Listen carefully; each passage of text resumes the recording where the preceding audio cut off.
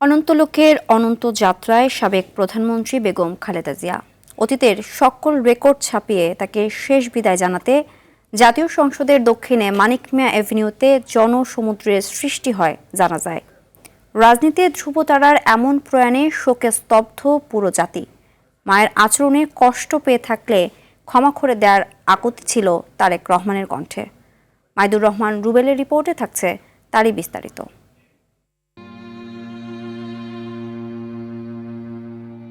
যেই সংসদে মানুষের অধিকার আদায়ের লড়াই করে গেছেন খালেদা জিয়া, সেই সংসদে শেষবারের মতো আসে তার নিথর দেহ। দুপুরে জানাজার কথা থাকলেও সকাল থেকেই মানিক মিয়া অ্যাভিনিউতে আসতে থাকেন বিভিন্ন শ্রেণী পেশার মানুষ।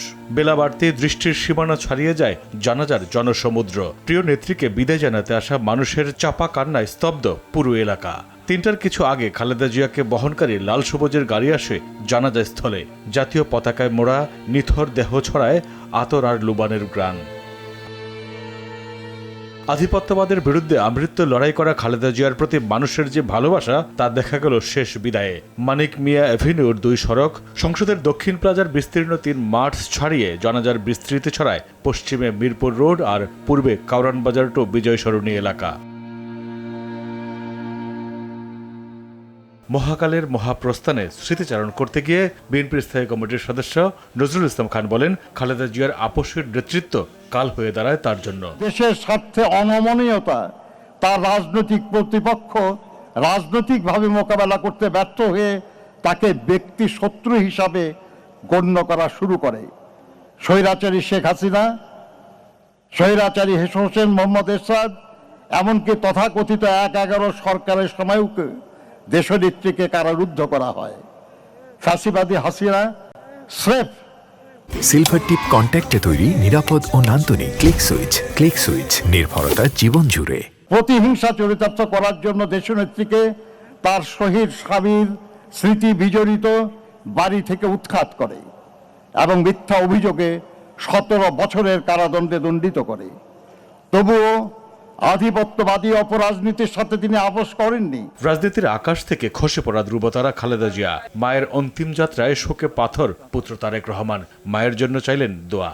মরহুমা বেগম খালেদা জিয়া জীবিত থাকাকালীন অবস্থায় যদি আপনাদের কারো কাছ থেকে কোনো ঋণ নিয়ে থাকেন, দয়া করে আমার সাথে যোগাযোগ করবেন, আমি সেটি পরিশোধের ব্যবস্থা করব ইনশাআল্লাহ।